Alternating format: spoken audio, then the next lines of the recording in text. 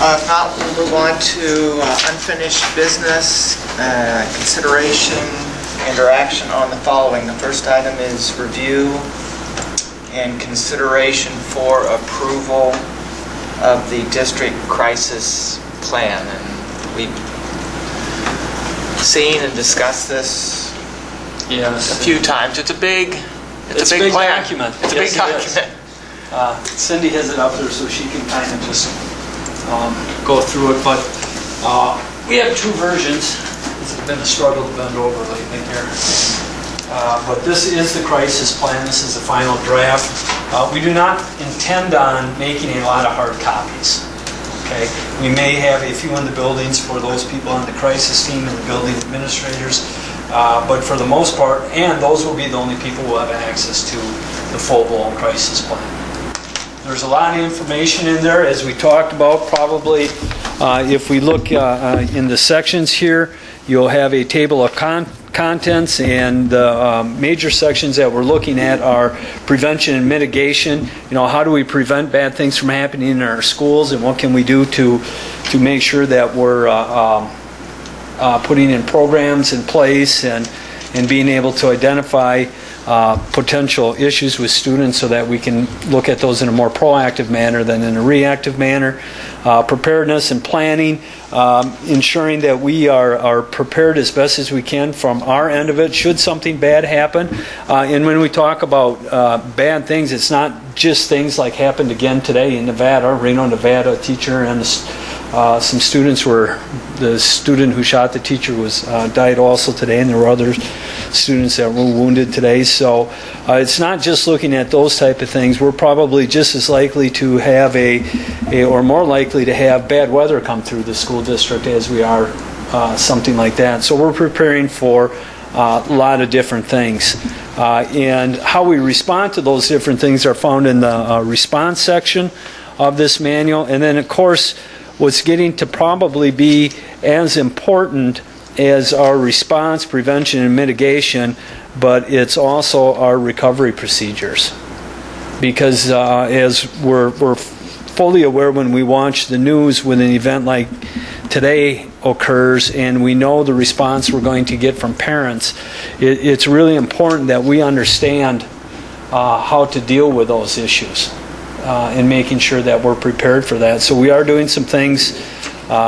We will be doing a tabletop exercise with the city and county to make sure that we're at least thinking and looking and identifying potential problems. So that's an important piece. And then the behavioral health and the recovery procedures, basically how do you help kids and students and families get through a crisis like this in the end. So a lot of appendices in here that are available for us to look at. You'll also see our access protocols, letters that are developed that we sent out. And by the way, we have been asking our vendors to do their background checks, and so far it's been very positive. Some of them, you know, it's new for them, so they're like, why? Well, I think we all know why. It's just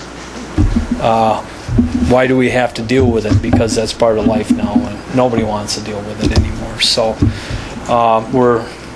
I think the crisis team and the rest of us, we put a lot of work into it. David Hay, Michelle Clark, Steve Buss, Dave Stutzman, Paul Potter, Dr. Skrifonic, Jeff Moody, and myself are really the team primarily responsible for putting this together. I didn't miss anybody, did I? Shelley, yeah. And Shelley Vedhauser in our district office did a lot of work making sure it was organized and in its final draft form. So it's nice to have out of the way for today, but obviously a plan like this needs to change and needs to be reviewed on an ongoing basis. So, you know, we will be looking at it, you know, at a minimum on an annual basis.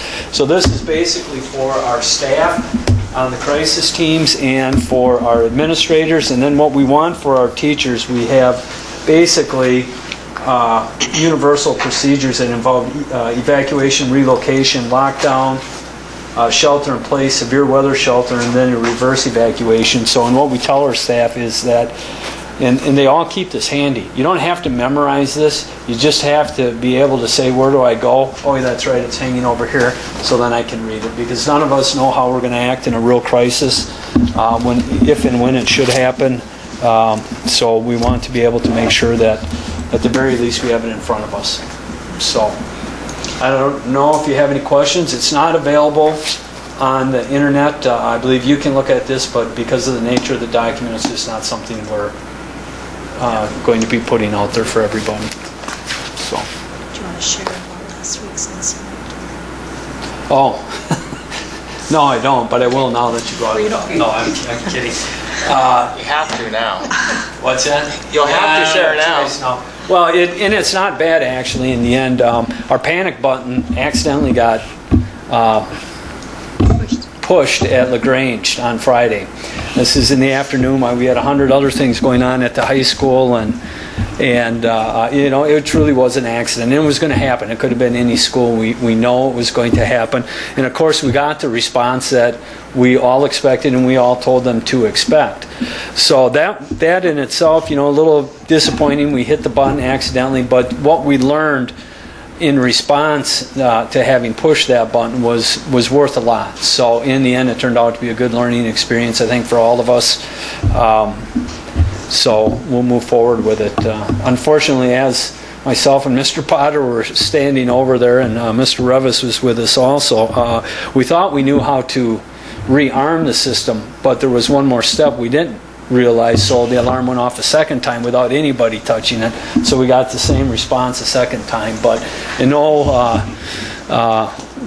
form or fashion were any students or staff in any danger at all. It was just an innocent, you know, somebody trying to help in the office in a kind of a crazy moment, and the wrong button got pushed, and I guess we'll move on. At the time, you know, you get a little rattled about it, because certainly if parents did not know what's going on, it's going to create anxiety for them as well as the students. But much to the credit of our, I guess, our police department, you know, we got the response we expected from them, but at the same time, it really wasn't a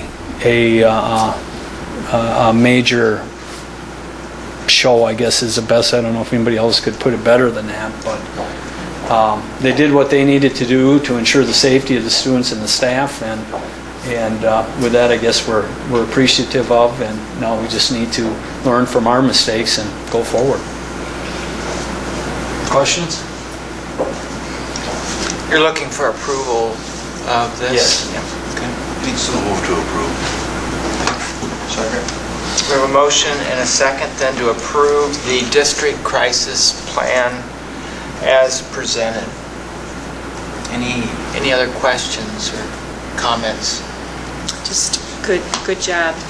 That's a lot to put together, and it's good to have that done. Yes, it is. And to continue to reevaluate. But Very important. I also like the shortened version for the teachers to just have access to readily. And you already have one of the systems tested, so now We you're have all one of the good. systems tested. And it does not hurt to have that happen, I think. It worked perfectly.